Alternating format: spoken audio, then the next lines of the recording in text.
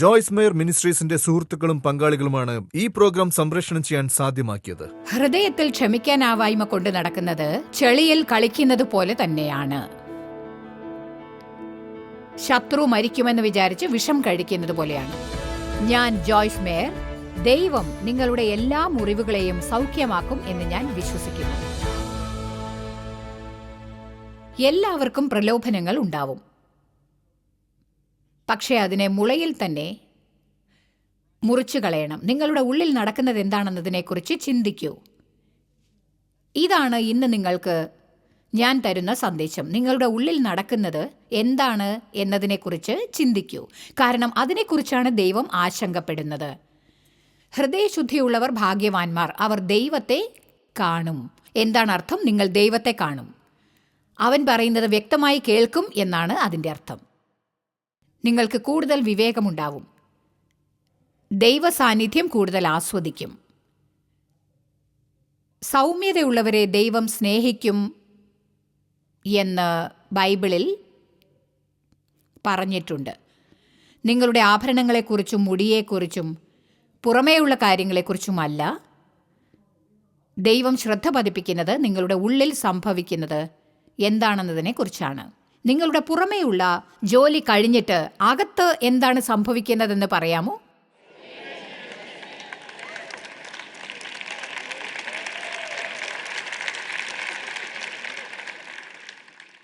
എങ്കിൽ നാം ഇപ്പോഴുള്ളതിനേക്കാൾ തികച്ചും വ്യത്യസ്തമായിട്ടാണ് പെരുമാറുക എന്ന് തോന്നുന്നു. മത്തായി 23 ബൈബിളിലെ വളരെ നല്ല അധ്യായമാണ്. യേശു പരീശന്മാരെ വേറെയായിട്ട് കണ്ടിരുന്നു.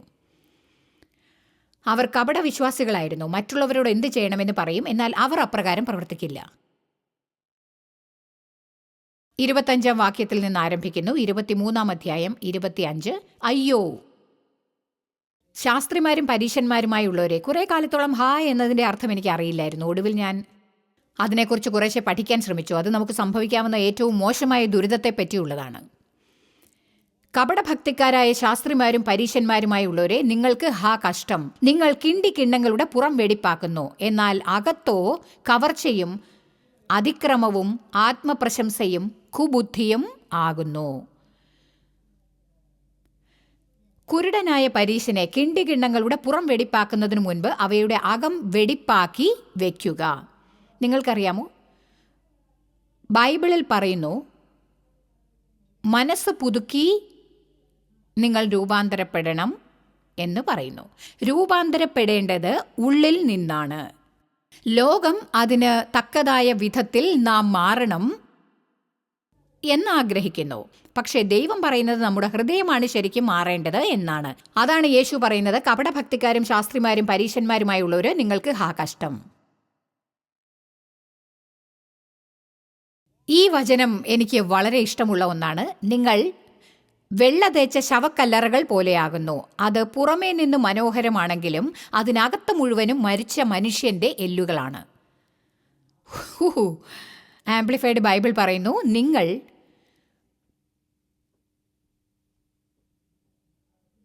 പുറമേ വെള്ള പൂശിയവരാണെങ്കിലും അകത്ത് മുഴുവനും മരിച്ചവന്റെ എല്ലുകളാണ്. മറ്റുള്ളവർക്ക് നിങ്ങൾ നേരസ്ഥരായി തോന്നും, പക്ഷെ നിങ്ങളുടെ അകത്ത് മുഴുവനും കപടവും അനീതിയും അക്രമവും ആകുന്നു. ഈ അടുത്ത് ഞാനൊരു സ്റ്റേറ്റ്മെന്റ്, ഞാൻ സത്യസന്ധതയെക്കുറിച്ച് പഠിക്കുകയായിരുന്നു. സത്യസന്ധതയെക്കുറിച്ച് വിവിധ നിർവചനങ്ങൾ വായിച്ചു. കാരണം ഇന്ന് അതാണ് ഈ ലോകത്തിൽ കുറവായിരിക്കുന്നത്. സത്യസന്ധതയുടെ ഒരു വശം വാക്ക് പാലിക്കലാണ്. ഇന്ന് പലരും തങ്ങൾ ചെയ്യാമെന്ന് പറയുന്ന കാര്യം ചെയ്യാതിരിക്കുന്നു. നിങ്ങൾക്കറിയാമോ, ഞാൻ ഡെന്റിസ്റ്റിന്റെ അപ്പോയിൻമെന്റ് വാങ്ങിയപ്പോഴൊക്കെ അവർ 4 പ്രാവശ്യമെങ്കിലും എന്നെ ഓർമ്മിപ്പിക്കും. അതുപോലെ ഞാൻ ഡോക്ടറുടെ അപ്പോയിൻമെന്റ് വാങ്ങുമ്പോഴൊക്കെ 4 പ്രാവശ്യമെങ്കിലും അവർ ഓർമ്മിപ്പിക്കും. എന്തുകൊണ്ടാണ് ജനങ്ങൾ നമ്മെ പല പ്രാവശ്യം ഓർമ്മിപ്പിക്കുന്നത്? കാരണം അനേകം പേർ പോകുന്നില്ല, ഡോക്ടറെ വിളിച്ച് പറയാനും തയ്യാറാവുന്നില്ല. കാരണം നമുക്കിപ്പോൾ വേണ്ടത്ര സത്യസന്ധത ഇല്ലാതായിരിക്കുന്നു. എന്തുകൊണ്ട്? കാരണം ആരും തങ്ങൾക്ക് ഒരു തരം നിർണയിക്കുന്നില്ല. പക്ഷേ അടുത്ത തലമുറയ്ക്ക് നാം ഒരു നല്ല തരം ക്രമപ്പെടുത്തണം. അവർക്ക് ഇപ്പോൾ തന്നെ ധാരാളം പ്രശ്നങ്ങളുണ്ട്. അവരെ കൂടുതൽ പ്രശ്നങ്ങളിലാക്കാൻ നാം സഹായിക്കരുത്. ആരോടെങ്കിലും അവരെ വിളിക്കാമെന്ന് നിങ്ങൾ പറഞ്ഞിട്ടുണ്ടെങ്കിൽ ഒരു അപ്പോയിൻമെന്റ് വാങ്ങിയിട്ടുണ്ടെങ്കിൽ നിങ്ങൾക്ക് പോകാൻ സാധിച്ചില്ലെങ്കിൽ അറ്റ്ലീസ്റ്റ് വരാനാവില്ല എന്ന് അവരെ വിളിച്ച് കാര്യം അറിയിക്കുന്നതാണ് മാന്യത. ഞാൻ സത്യസന്ധതയെക്കുറിച്ച് വായിച്ചുകൊണ്ടിരിക്കുമ്പോൾ അതിൽ ആത്മീയ സത്യസന്ധത എന്നാൽ നിങ്ങളെക്കുറിച്ച് യഥാർത്ഥത്തിൽ നോക്കി മനസ്സിലാക്കാൻ ഉള്ള കഴിവാണത് എന്ന് പറയുന്നു. നിങ്ങളിൽ എത്ര പേർക്ക് അങ്ങനെ ചെയ്യാനാവുമെന്ന് എനിക്കറിയില്ല. അതിൽ പറയുന്നു, നിങ്ങളെക്കുറിച്ച് നിർദാക്ഷിണ്യം സത്യസന്ധത പാലിക്കണം എന്ന്. എഫേസ്യർ 4:22 മുതൽ 24 വരെ. മുമ്പിലത്തെ നടപ്പ് സംബന്ധിച്ച് ചതിമോഹങ്ങളാൽ വഷളായി പോകുന്ന പഴയ മനുഷ്യനെ ഉപേക്ഷിച്ച് നിങ്ങളുടെ ഉള്ളിലെ ആത്മാവ് സംബന്ധമായി പുതുക്കം പ്രാപിച്ച്. ഇവിടെ പറയുന്നു പഴയ മനുഷ്യനെ ഉപേക്ഷിച്ച്. നമുക്കിത് സിമ്പിളായി നോക്കാം. പഴയ മനുഷ്യനെ ഉപേക്ഷിച്ച്. 24 വാക്യത്തിൽ പറയുന്നു പുതിയ മനുഷ്യനെ ധരിക്കുവിൻ. 23 വാക്യം 22-നും 24-നും ഇടയ്ക്കുള്ള പാലമാണ്. ഇവിടെ പറയുന്നു നിങ്ങളുടെ ഉള്ളിലെ ആത്മാവ് സംബന്ധമായി പുതുക്കം പ്രാപിച്ച്, ആത്മീയമായും മാനസികമായുമുള്ള പുതുപ്പിക്കൽ. ഞാനിത് പറയുമ്പോൾ ഇങ്ങോട്ട് നോക്കൂ. ഞാൻ ഇത്രയും വർഷം അത് വായിച്ച് പഠിച്ചിട്ടും ഈ 2 കാര്യങ്ങളും എന്തുമാത്രം പ്രധാനപ്പെട്ടതാണെന്ന് നാം അറിയുന്നില്ല. 2 കാര്യങ്ങൾ: നമ്മുടെ ചിന്തകളും നമ്മുടെ വാക്കുകളും.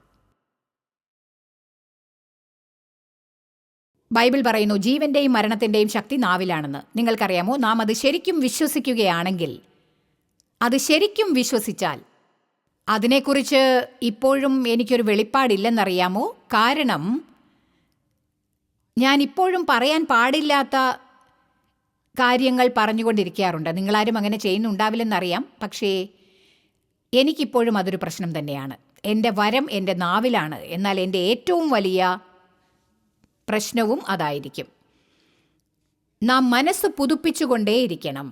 വേദപുസ്തകം പറയുന്നു ഏത് വിചാരത്തെയും ക്രിസ്തുവിനോടുള്ള അനുസരണത്തിനായിട്ട് പിടിച്ചടക്കുവിൻ. അതെ, ഇതുപോലൊരു സന്ദേശം അടുത്ത മാസവും അതിൻ്റെ അടുത്ത മാസവും അതിൻ്റെ അടുത്ത മാസവും നിങ്ങൾ കേൾക്കണം. പക്ഷേ ഇത് ഏതാനും ദിവസമെങ്കിലും നിങ്ങളെ സഹായിക്കും എന്നെനിക്ക് ഉറപ്പുണ്ട്. അതല്ലെങ്കിൽ 1-2 ആഴ്ചയെങ്കിലും. ഇന്ന് നിങ്ങളുടെ മനസ്സിനെക്കുറിച്ചൊരു നല്ല പ്രസംഗം കേൾക്കണമെന്ന് ആഗ്രഹിക്കുന്നവരുണ്ടോ?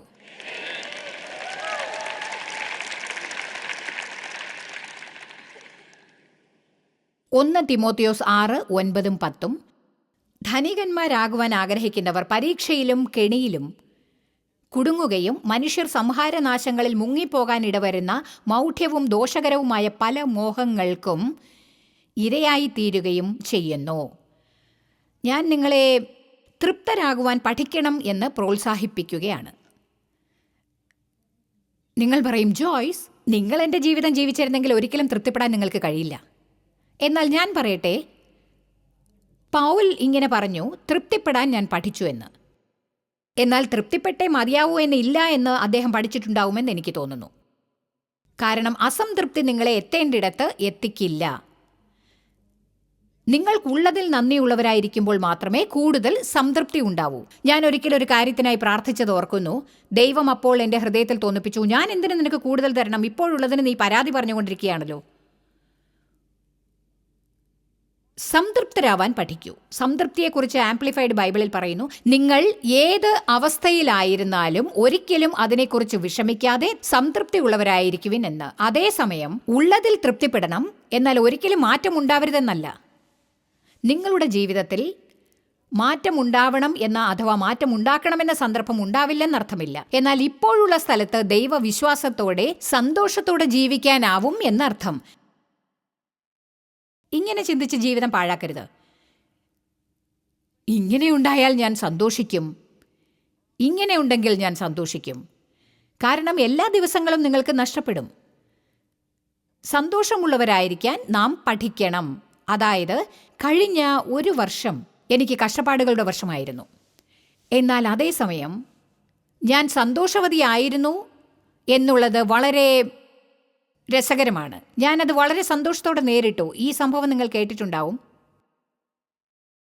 അന്ന് എനിക്ക് വളരെ ചെറിയൊരു ബാക്ക് സർജറി ഉണ്ടായി. എന്നിട്ട് സർജറി ചെയ്ത സ്ഥലത്തൊരു ബ്ലഡ് ക്ലോട്ട് ഉണ്ടായി. അതെൻ്റെ വലത്തെ കാലിലെ ഞരമ്പുകളെ ഡാമേജ് ചെയ്തു. ബെഡിൽ നിന്ന് കാൽ ഇതുവരെ പൊക്കാൻ സാധിച്ചിരുന്നില്ല. എൻ്റെ കാലിന് ഒട്ടും തന്നെ ശക്തിയില്ലായിരുന്നു. അത് ഊന്നി നടക്കാനായില്ല. അതുകൊണ്ട് 2 ആഴ്ചയോളം ഞാൻ റീഹാബ് ഫെസിലിറ്റിയിലേക്ക് പോയി.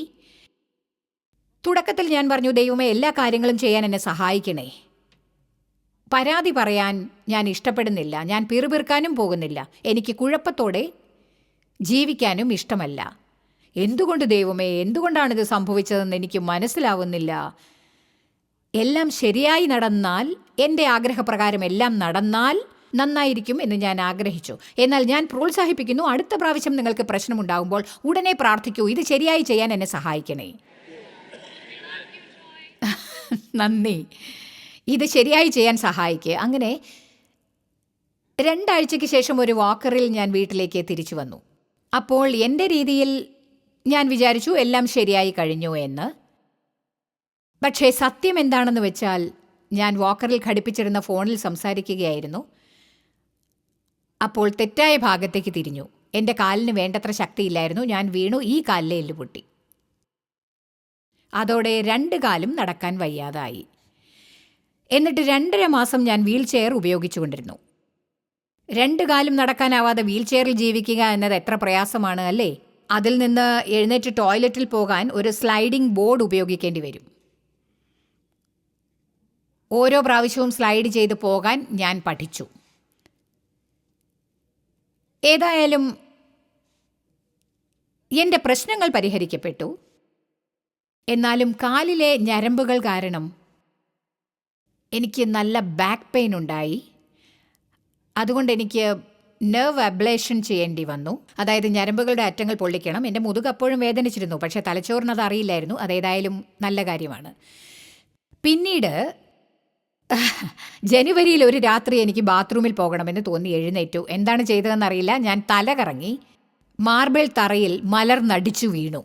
അപ്പോൾ എൻ്റെ നട്ടെല്ലിൻ്റെ നടുവിലായിട്ട് ഒടിഞ്ഞു. ഓ അതെ, നല്ല രസമാണല്ലേ. അന്ന് ആ സമയത്ത് ഞാൻ എന്താണ് ചെയ്തുകൊണ്ടിരുന്നതെന്ന് അറിയാമോ? ഈസ് ദ ഡെവിൾ റിയൽ എന്നൊരു പുസ്തകം എഴുതുകയായിരുന്നു. വാസ്തവമാണ്. ഞാൻ സമർത്ഥയാണ്, എനിക്കറിയാമായിരുന്നു. ആ പുസ്തകം എഴുതാൻ തീരുമാനിച്ചപ്പോഴേ അറിയാം സാത്താൻ എൻ്റെ പുറകെ വരും എന്ന്. എന്നാൽ ഒരു കാര്യം പറയട്ടെ, നിങ്ങൾക്ക് സന്തോഷത്തോടെ ഇരിക്കാനാവുമെങ്കിൽ അവന് വേണ്ടത് വസ്തുവകകളല്ല, നിങ്ങളുടെ സന്തോഷമാണ്.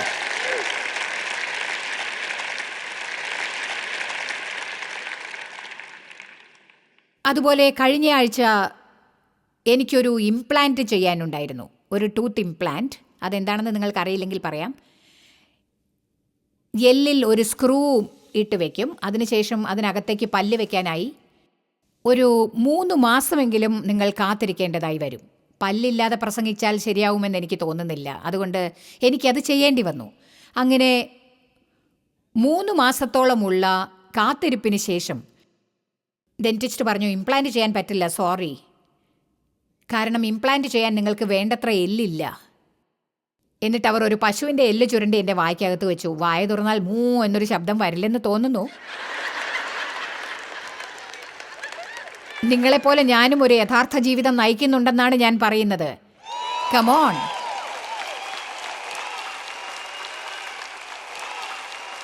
എല്ലാവർക്കും എല്ലാം സംഭവിക്കും. നമുക്ക് ജീവിതത്തിൽ പലതും ഉണ്ടാവും. അപ്പോൾ നാം പരാതി പറയണം, അസന്തുഷ്ടരാവണം എന്നൊക്കെയാണ് സാത്താൻ ആഗ്രഹിക്കുന്നത്. ഞായറാഴ്ച പള്ളിയിൽ ചെന്ന് പാടും സറണ്ടർ ഓൾ, എന്നിട്ട് ബാക്കി ദിവസങ്ങളിൽ മറ്റുള്ളവരെ പോലെ പെരുമാറും. നിങ്ങൾ കാറിൽ ജീസസ് ലവ്സ് മീ എന്ന ബമ്പർ സ്റ്റിക്കർ ഒട്ടിക്കണം, കഴുത്തിൽ കുരിശണിയണം, ജോലിക്ക് പോകുമ്പോൾ ബൈബിൾ കൊണ്ടുപോകണം, എന്നിട്ടൊരു പ്രശ്നമുണ്ടാകുമ്പോൾ മണ്ടത്തരം കാണിക്കണം എന്നാണ് അവൻ ആഗ്രഹിക്കുന്നത്. ആമേൻ. പെന്നി എന്ന എൻ്റെ അഡ്മിനിസ്ട്രേറ്റീവ് അസിസ്റ്റൻ്റ് ഇന്നലെ ഇവിടേക്ക് വരികയായിരുന്നു. അവൾ എയർപോർട്ടിലെത്തി പാർക്കിംഗ് സ്ഥലത്ത് കാർ പാർക്ക് ചെയ്യാൻ പോവുകയാണ്. അവൾ കാർ പാർക്ക് ചെയ്ത് ഗ്ലാസ് താഴ്ത്തി ടിക്കറ്റ് വാങ്ങാൻ തയ്യാറായി. എന്നിട്ട് അവൾക്ക് ടിക്കറ്റ് കിട്ടിയപ്പോൾ കാർ ഡ്രൈവ് ചെയ്യാനാവുന്നില്ല, കാർ റിവേഴ്സിൽ പോകുന്നില്ല, ഒരു ആക്ഷനുമില്ല. അവൾ അവിടെ കുടുങ്ങി. അവളുടെ പുറകിൽ നീണ്ട വരിയിൽ കാറുകളുണ്ട്. ജനങ്ങൾ എങ്ങനെ പെരുമാറുമെന്ന് നിങ്ങൾക്കറിയാമല്ലോ. എന്നിട്ട് പെന്നി, നീ കാറിൽ നിന്ന് ഇറങ്ങാൻ ശ്രമിച്ചിരുന്നോ? അവൾ കാറിൽ നിന്ന് ഇറങ്ങാൻ നോക്കി, ഡോറുകൾ തുറക്കുന്നില്ല. അവൾ അവിടെ കാറിനകത്ത് കുടുങ്ങിപ്പോയി.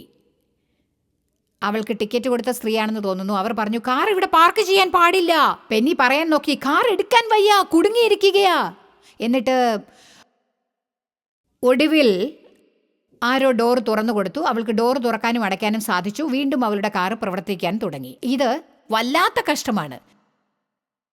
സാത്താൻ എന്താണ് ചെയ്യാൻ ശ്രമിച്ചതെന്നോ, അവൾ ഇവിടെ എത്തുന്നതിന് മുൻപ് വിഷമിപ്പിക്കാൻ അവൻ ശ്രമിക്കുകയായിരുന്നു. അതെ, സാത്താന് നിങ്ങളെ ഭ്രാന്ത് പിടിപ്പിക്കണമെങ്കിൽ ദൈവവചനം കേൾക്കാൻ വരുമ്പോഴായിരിക്കും അവൻ നിങ്ങളെ പിടികൂടുന്നത്.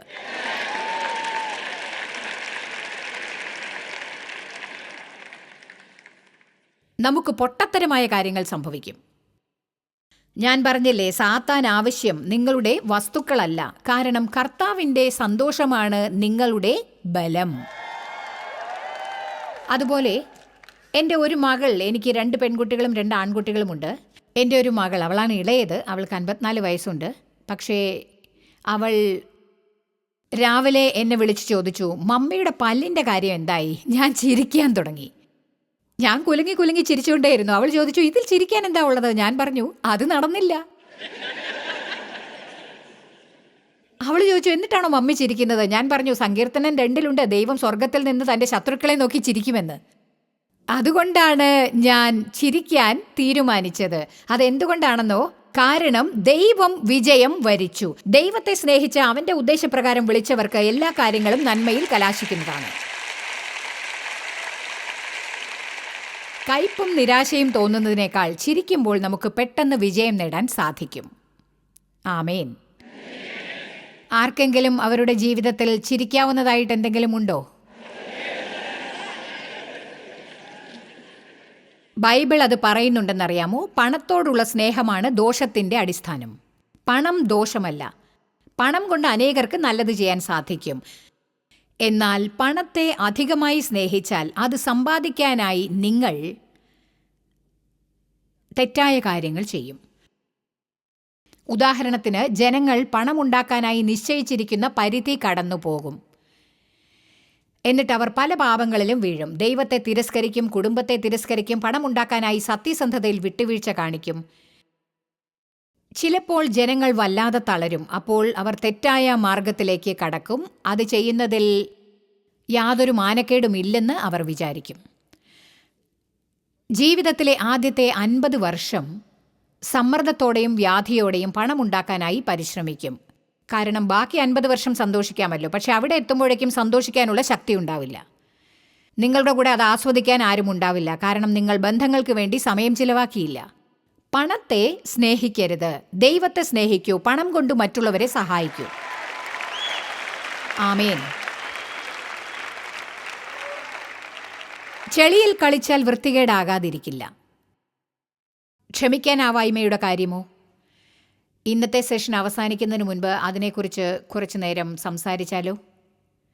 ഇവിടെ ഇരിക്കുന്ന എത്ര പേരാണ് ആരോടെങ്കിലും ദേഷ്യപ്പെട്ടിരിക്കുന്നത്? ഇപ്പോൾ എന്തുകൊണ്ടാണ് നിങ്ങൾ ദേഷ്യം കൊണ്ടു നടക്കുന്നത്? കാരണം നിങ്ങളുടെ ഭാഗത്ത് ന്യായമുണ്ടെന്ന് കരുതുന്നു. അവരെന്നോട് ചെയ്തത് എന്താണെന്ന് നിങ്ങൾക്കറിയില്ല. ജനങ്ങൾ യേശുവിനോട് എന്താണ് ചെയ്തത്? എന്നിട്ടും യേശു പറഞ്ഞു, പിതാവേ, ഇവർ ചെയ്യുന്നത് എന്താണെന്ന് അറിയായിക കൊണ്ട് ഇവരോട് ക്ഷമിക്കണേ. യേശുവിനോട് ചെയ്ത അനീതിയേക്കാൾ കൂടുതൽ ആർക്കും ഉണ്ടായിട്ടില്ല. അതേപോലെ കല്ലെറിഞ്ഞു കൊന്ന സ്തേഫാനോസിനോടും. ഞാനൊന്നു പറയട്ടെ, ഹൃദയത്തിൽ ക്ഷമിക്കാനാവായ്മ സംഗ്രഹിക്കുന്നത് തീർച്ചയായും ചെളിയിൽ കളിക്കുന്നതിന് തുല്യമാണ്. ശത്രു മരിക്കുമെന്ന് പ്രതീക്ഷിച്ച് നമ്മൾ വിഷം കഴിക്കുന്നത് പോലെയാണത്. നാം എന്ത് ചെയ്യണമെന്നാണ് ദൈവം ആഗ്രഹിക്കുന്നത്? പാപമില്ലാത്തതായ എന്തെങ്കിലും പ്രവർത്തിക്കണം. നാം ശത്രുക്കളെ സ്നേഹിക്കണമെന്ന് ആഗ്രഹിക്കുന്നു. അവർ സന്തോഷത്തോടെ ഇരിക്കാനായി നാം പ്രാർത്ഥിക്കണം. അവർ സന്തോഷിക്കുന്നത് എനിക്ക് ഇഷ്ടമല്ല എന്ന് നിങ്ങൾ പറയും. അതെ, പക്ഷേ അവർക്കായി പ്രാർത്ഥിക്കും. അവർ സന്തോഷിക്കുന്നതാണ് എനിക്കിഷ്ടം. അതാണ് അങ്ങ് എന്നോട് പറഞ്ഞിരിക്കുന്നത്. അതുകൊണ്ട് ഞാൻ അങ്ങനെ ചെയ്യും. ദൈവം നമ്മോട് ചെയ്യാൻ പറഞ്ഞത് നാം ചെയ്യുമ്പോൾ അത് നിങ്ങൾക്ക് ഇഷ്ടപ്പെട്ടാലും ഇല്ലെങ്കിലും, അത് ശരിയാവില്ല എന്ന് തോന്നിയാലും, അപ്പോഴാണ് ജീവിതം നന്നാവാൻ തുടങ്ങുക. ശരി, ഞാനിത് എഴുതി വെച്ചു. ദൈവം എനിക്കിത് തന്നു, നിങ്ങളിത് ഓർമ്മിക്കണമെന്ന് ഞാൻ ആഗ്രഹിക്കുന്നു. നാം അനുവദിക്കുന്ന ചെറിയ പാപങ്ങൾ നമുക്ക് നിയന്ത്രിക്കാനാവാത്ത വലിയ പാപങ്ങളാവും. നാം അനുവദിക്കുന്ന ചെറിയ പാപങ്ങൾ പിന്നീട് നിയന്ത്രിക്കാനാവാത്ത വലിയ പാപങ്ങളാകും. എന്തെങ്കിലും കാര്യങ്ങൾ നിങ്ങളെ നിയന്ത്രിക്കാൻ ആരംഭിച്ച് കുഴപ്പത്തിലാവുന്നതിന് പകരം നിങ്ങൾ അവയെ നിയന്ത്രിക്കണം. നിങ്ങളുടെ വായെക്കുറിച്ച് ഞാൻ പറയാൻ പോവുകയാണ്. വീട്ടിൽ ചെന്നിട്ട് അതിൽ നിന്ന് വിമോചിതരാവാൻ ഞാൻ നിങ്ങളെ അനുവദിക്കാം. ഇന്നിവിടെ വന്നതിൽ ഇപ്പോഴും സന്തോഷിക്കുന്നവരുണ്ടോ? ഓക്കെ.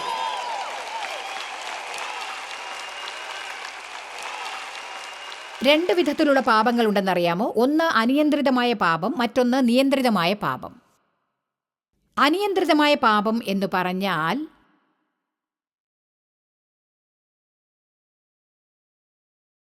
ചെയ്യുന്നത് തെറ്റാണെന്നറിയാതെ അറിവില്ലായ്മ കൊണ്ട് നിങ്ങൾ ചെയ്യുന്ന പാപം. പൗൽ പറഞ്ഞു, മുമ്പേ ഞാൻ ദൂഷകനും ഉപദ്രവിയും നിഷ്ഠൂരനും ആയിരുന്നു, എങ്കിലും അവിശ്വാസത്തിൽ അറിയാതെ ചെയ്തതാകൊണ്ട് എനിക്ക് കരുണ ലഭിച്ചു എന്ന്. ചിലപ്പോൾ ഞാൻ തെറ്റാണെന്ന് അറിയാതെ എന്തെങ്കിലും തെറ്റ് ചെയ്തിട്ട് ഞാൻ ചെയ്തത് തെറ്റാണെന്ന് ദൈവം തോന്നിപ്പിക്കുന്നത് വരെ ചെയ്തേക്കാം. എന്നാൽ അത് തെറ്റാണെന്ന് അറിഞ്ഞ ഉടനെ വീണ്ടും അത് ചെയ്യുകയാണെങ്കിൽ ഞാൻ അറിഞ്ഞുകൊണ്ട് പാപം ചെയ്യുന്നു. അപ്പോഴാണ് നമുക്ക് യഥാർത്ഥത്തിൽ പ്രശ്നങ്ങൾ ഉണ്ടാവാൻ തുടങ്ങുക. അതായത് നാം ചെയ്യുന്നത് തെറ്റാണെന്ന് അറിഞ്ഞ ശേഷവും നാം അത് ചെയ്തുകൊണ്ടിരിക്കുന്നു. ഞാനിന്ന് നിങ്ങളെ പ്രോത്സാഹിപ്പിക്കുകയാണ്. ദൈവം നിങ്ങളോട് ചെയ്യരുതെന്ന് ആവർത്തിച്ചു പറഞ്ഞിട്ടും നിങ്ങളത് അനുസരിക്കാതെ തള്ളിവെച്ചുകൊണ്ടേ പോവുകയാണെങ്കിൽ ഇനി വെച്ച് താമസിപ്പിക്കരുത്. ദൈവം ഇന്ന് രാത്രി വരാം, നാളെ വന്നെന്നിരിക്കും. അതൊരുപക്ഷെ രക്ഷ നഷ്ടപ്പെടാനുള്ള എന്തെങ്കിലും കാരണമായിരിക്കാം. രക്ഷ വാങ്ങിക്കേണ്ട ആവശ്യമില്ല. യേശുവിൽ വിശ്വസിച്ചാൽ അവൻ നിങ്ങളെ കൃപയാൽ രക്ഷിക്കും. പക്ഷേ യേശുവിനെ സ്നേഹിക്കുന്നതുകൊണ്ട് നിങ്ങൾ ശരിയായത് ചെയ്യണം. യേശുവിനെ സ്നേഹിക്കുന്നതുകൊണ്ട് യേശു പറഞ്ഞു, നീ എന്നെ സ്നേഹിച്ചാൽ എന്നെ അനുസരിക്കും, നീ എന്നെ അനുസരിച്ചാൽ ഞാൻ നിന്നെ സ്നേഹിക്കും എന്നല്ല, അവൻ നിങ്ങളെ സ്നേഹിക്കുന്നുണ്ട്. നിങ്ങൾ എത്ര നന്നായി പെരുമാറിയാലും സാരമില്ല, ദൈവം നിങ്ങളെ ഇപ്പോൾ സ്നേഹിക്കുന്നതിനേക്കാൾ കൂടുതലായി സ്നേഹിക്കുകയില്ല. പക്ഷേ നാം അവനെ സ്നേഹിച്ചാൽ നാം ശരിയായത് ചെയ്യാൻ ആഗ്രഹിക്കും. ജീവിതത്തിൽ പാപം ചെയ്തു എന്നറിഞ്ഞാൽ ഉടനെ അത് നിങ്ങൾ ഉപേക്ഷിക്കേണ്ടതാണ്. പിന്നെയാവാം എന്നത് ഒരു നുണയാണ്. കാരണം അത് പറയും, ഞാനത് ചെയ്തോളാം. പക്ഷേ എന്ന് ഞാനത് ചെയ്യാൻ പോകുന്നു, അത് എളുപ്പമാകുമ്പോഴാണോ? അതിന് വില കുറയുമ്പോഴോ? അല്ല. പിന്നെയാവാം എന്നത് ഒരു കള്ളനാണ്. കാരണം അത് പറയും, നീ ചെയ്യാൻ പോകുന്നത് ശരിയാണ്, പക്ഷേ നല്ല ഉദ്ദേശമുണ്ടെന്നത് അനുസരണമല്ല. അനുസരണമാണ്. നമ്മുടെ ചിന്തകളെക്കുറിച്ച് നാം ബുദ്ധിമാന്മാരാവണം. നമ്മുടെ വാക്കുകളെക്കുറിച്ചും നാം ബുദ്ധിമാന്മാരാവണം. നമ്മുടെ പ്രവൃത്തികളെക്കുറിച്ച് ബുദ്ധിമാന്മാരാവണം. എന്നാൽ അതിൻ്റെ എല്ലാം തുടക്കം എന്താണെന്നറിയാമോ? ഹൃദയത്തിൽ നിങ്ങൾ ആരാണ്, അല്ലാതെ വസ്ത്രം ധരിച്ച് ചർച്ചിൽ പോകുമ്പോൾ ആരാണ് എന്നതല്ല. ഹൃദയത്തിൽ നിങ്ങൾ ആരാണ്? ആരെങ്കിലും നിങ്ങളെ ചൊടിപ്പിക്കുമ്പോൾ നിങ്ങൾ ആരാണ്? നിങ്ങൾ അപവാദം പറയാൻ ആരംഭിക്കുമ്പോൾ, പരിശുദ്ധാത്മാവ് വേണ്ടെന്ന് പറയുമ്പോൾ നിങ്ങൾ ആരാണ്? നിങ്ങൾ ആരോടെങ്കിലും അപവാദം പറയുമ്പോൾ അത് നിർത്തി, നിങ്ങൾക്കറിയാമോ, ഞാനിത് പറയാൻ പാടില്ല, ഞാനത് പറയാൻ തുടങ്ങിയതിൽ ക്ഷമിക്കണം. ദൈവത്തിന് മഹത്വമുള്ളവരായിരിക്കൂ, കാരണം യേശുവിലൂടെ അവൻ നമുക്ക് ചെയ്തത് ഓർക്കൂ. അതല്ലാതെ മിതോഷ്ണക്കാരാവരുത്. എല്ലാം പകുതിയിൽ വെച്ച് നിർത്തരുത്. പകരം ദൈവത്തോടൊത്ത് മുന്നോട്ട് പോകണം. അവനോട് മുഴുവനായി ഉടമ്പടി ഉള്ളവരായിരിക്കും.